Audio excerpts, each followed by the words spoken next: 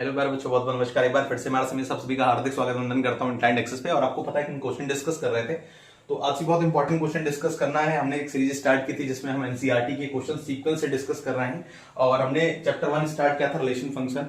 और आज आपको पता है साइज 1.1 का पहला क्वेश्चन ने पूरा पार्ट डिस्कस कर लिया है। पहला क्वेश्चन का एकदम कंप्लीट सारा जितना पार्ट था हमने कर लिया है। अब हमें क्वेश्चन 2 डिस्कस करना है, तो क्वेश्चन 2 का मैंने हिंट आपको यहां पर दे दिया, बाकी आप क्वेश्चन बुक से रीड करेंगे। एक बार मैं क्वेश्चन बुक से रीड कर देता हूं। तो क्वेश्चन क्या कह रहा है आपसे, so that the relation R in the set R of real numbers defined as R is equal to curly bracket में a comma b such that a is less than or equal to b square curly bracket close is neither reflexive not symmetric or not transitive। मैं आपको question बता दूं, question कह क्या रहा है। देखो क्वेश्चन 2 में आपसे ये कह रहा है कि आपको एक रिलेशन दिया गया R का जो कि सेट ऑफ रियल नंबर है, और आप बहुत ध्यान से देखेंगे सेट R के बाद जो R लिखा वो डार्क कर दिया गया। देखो जब भी इन्हें कुछ सेट को लिखना होता है ना, कोई इंटीजर को लिखना है या होल नंबर को लिखना है या रियल नंबर को लिखना है, तो उसको डार्क कर देते हैं। अब आपको पता है कि अगर कैपिटल आर लिखा है डार्क में तो ये सेट ऑफ रियल नंबर हो जाएगा, ठीक है। कैपिटल में अगर डब्ल्यू लिखा है डार्क में तो आप ये कहोगे सेट ऑफ होल नंबर है।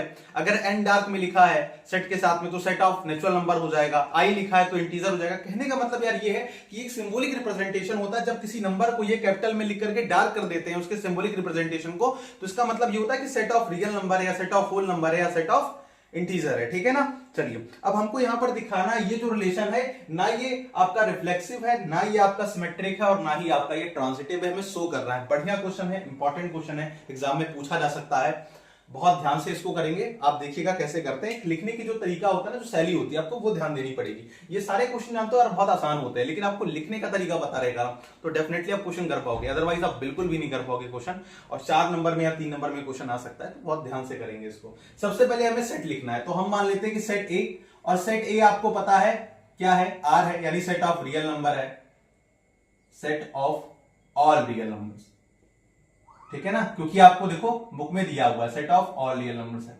अच्छा, फिर रिलेशन हम लिख लेते हैं, रिलेशन क्या दे रहा है, तो रिलेशन हम बुक से नोट कर लेते हैं। यहां पर रिलेशन आपको दिया हुआ है कर्ली ब्रैकेट में a comma b such that a is less than और इक्वल टू b स्क्वायर के, उसके बाद फिर ये कर्ली ब्रैकेट क्लोज हो जाएगा, ठीक है ना। अच्छा क्वेश्चन है, देखो बढ़िया क्वेश्चन है यार। हमने सेट भी लिख लिया और हमने रिलेशन भी लिख लिया। अब हम एक एक करके चेक करते हैं क्या ये रिलेशन रिफ्लेक्सिव है या सिमेट्रिक है या ट्रांजिटिव। हालांकि किसी ने पहले बता दिया कि ना तो रिफ्लेक्सिव है, ना ही ये सिमेट्रिक है, ना ही ट्रांजिटिव, लेकिन इनको शो करके दिखाना है, यानी हमें दिखाना है कि हाँ ये रिलेशन रिफ्लेक्सिव भी नहीं है, सिमेट्रिक भी नहीं है और ट्रांजिटिव भी नहीं है। तो आइए क्या करके इसको सॉल्व करते हैं। सबसे पहले हम रिफ्लेक्सिव के लिए चेक करते हैं, तो रिफ्लेक्सिव के लिए आइए देखते हैं,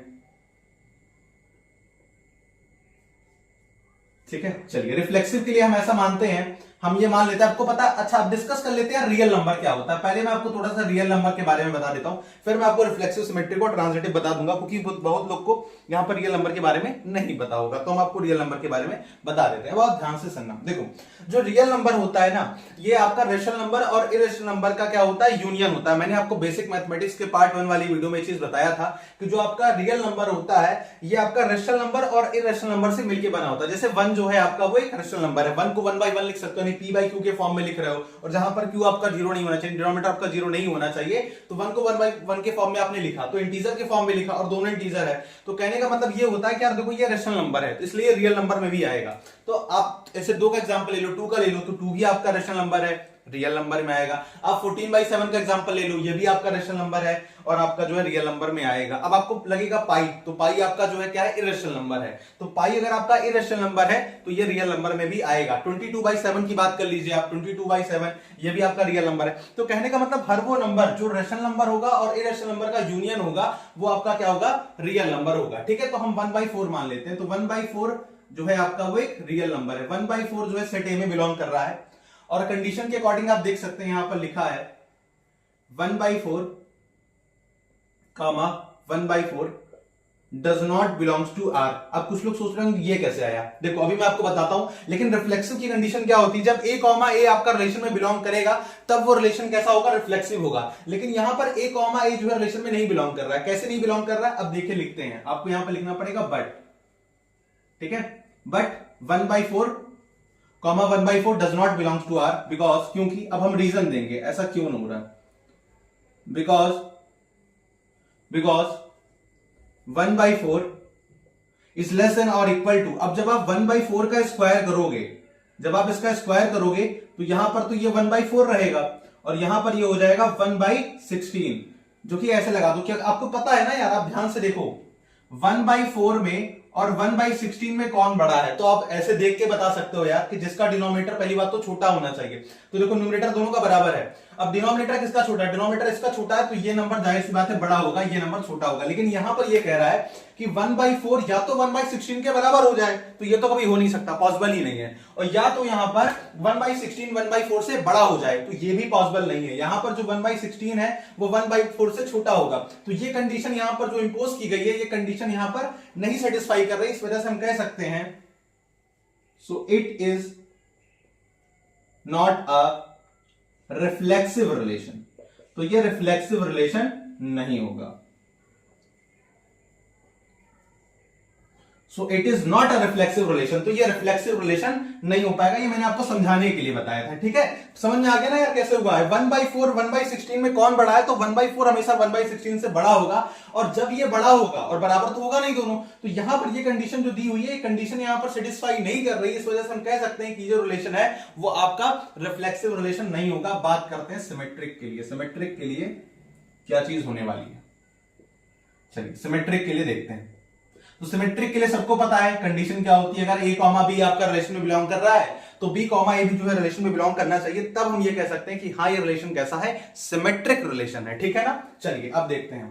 तो हम मान लेते हैं कि 1,2 बिलोंग्स टू सेट ए, यहां पर 1 और 2 जो है दोनों आपके सेट ए में बिलोंग करते हैं। तो आप लिखोगे यहां से देख करके कि 1 और 2 का स्क्वायर, तो यहां पर हो जाएगा 4, ठीक है। तो ये बिलोंग कर रहा है रिलेशन में, ठीक है। आप देख सकते हैं यहां पर 1,2 बिलोंग्स टू सेट ए, तो जब आप लिखोगे, क्योंकि ऊपर ये कंडीशन दी हुई है, इसी के हिसाब से रिलेशन यहां पर डिफाइन किया गया है। तो 4 जो है 1 से बड़ा है, देखो 4 1 के बराबर नहीं है यहां पर, लेकिन इसका मतलब होता है ग्रेटर देन और इक्वल टू, या तो इससे बड़ा हो या इसके बराबर हो। तो बराबर तो नहीं है, एक कभी 4 के बराबर नहीं हो सकता है, लेकिन हाँ एक जो है वो 4 से यहां पर छोटा, यानी 4 जो है बड़ा है 1 से, ठीक है। तो ये कंडीशन यहां पर लग रही है, तो ये रिलेशन को बिलोंग कर रहा है। तो हम ये भी कह सकते हैं यहां पर कि a comma B belongs to R. अगर आप चाहो तो ये भी कह सकते हो, बट अब बात करते हैं b कॉमा ए की, लेकिन आप इसका उल्टा कर दें तो आपको पता है 2 इधर हो जाएगा और 1 इधर हो जाएगा। अब इसका स्क्वायर जब आप करोगे तो क्या ये बराबर आएगा, तो ये बराबर नहीं आएगा। तो फिर हम यहां पर ये भी कह सकते हैं यहां से कि b comma A does not belongs to R, so it is not a symmetric relation. तो ये सिमेट्रिक रिलेशन नहीं होगा। क्या नहीं होगा, सिमेट्रिक रिलेशन नहीं होगा, ठीक है ना। क्लियर है ये बात, बढ़िया क्वेश्चन है, आपको ध्यान से देखना पड़ेगा कि 1,2 बिलोंग्स टू सेट ए, तो यहां से 1 जो होगा वो ग्रेटर देन और इक्वल टू, लेस देन और इक्वल टू 2 का स्क्वायर हो जाएगा, तो यहां पर ये 4 हो जाएगा। और इससे हम कह सकते हैं कि a कॉमा बी जो है रिलेशन में बिलोंग कर रहा है, क्योंकि ये वाली कंडीशन सेटिस्फाई हो रही है। लेकिन जैसे ही इस कंडीशन पे आते हैं तो यहां पर 2,1 जब चेक करेंगे, यानी b कॉमा ए देखेंगे, तो ये रिलेशन में बिलोंग नहीं कर रहा है। इसका मतलब ये जो कंडीशन है वो आपकी सिमेट्रिक रिलेशन के लिए नहीं है, ठीक है, यानी आपका सिमेट्रिक रिलेशन यहां से ये नहीं होगा, ठीक है ना। क्लियर है, देख लो एक बार फटाफट से, बढ़िया क्वेश्चन है यार, अच्छा क्वेश्चन है, आपको देख करके करना पड़ेगा, नहीं तो फिर गड़बड़ा जाएगा, ठीक है ना। आपको लिखना पड़ेगा एक एक चीज यहां पर। अब ट्रांजिटिव के लिए देख लेते हैं। ट्रांजिटिव के लिए हम फिर एक नंबर लेते हैं यहां पर 3, 2 और 1.5। अच्छा एक बात और मैं आपको बता दूं यार, देखो ये जो नंबर है ना, इस पे ट्रांजिटिव का जो ये रिलेशन हो रहा है बहुत सटीक बैठ रहा है। मैंने 2-3-4 बार ट्राई किया, इस पे बहुत सटीक बैठ रहा है, तो आप यही नंबर लेना इस सवाल के लिए। इस सवाल में थोड़ी सी स्पेसिफिकेशन ये है कि आपको यहां पर जब आप ट्रांजिटिव के लिए चेक करोगे थोड़ा आपको ध्यान देना पड़ेगा यार, ठीक है ना। तो ध्यान से आप करना ट्रांजिटिव के लिए। अब सबसे पहले आपको पता है ट्रांजिटिव की कंडीशन क्या होती है। ट्रांजिटिव में होता है अगर a कॉमा बी बिलोंग करता है आर में और b कॉमा सी बिलोंग करता है आर में, देन a कॉमा सी को भी बिलोंग करना पड़ेगा आर में, तब वो रिलेशन कैसा होगा, आपका ट्रांजिटिव रिलेशन होगा। क्लियर है ये बात, चलिए स्टार्ट करते हैं बहुत बढ़िया तरीके से। तो हम यहां पर क्या करने वाले हैं, यहां पर हम ये रिलेशन लिखते हैं, तो 3 यहां पर 2 का स्क्वायर। अब देखो बहुत ध्यान से यार क्या होने वाला है, ठीक है, बढ़िया क्वेश्चन है, अच्छा क्वेश्चन है, बहुत ध्यान से देखना, ठीक है ना। चलो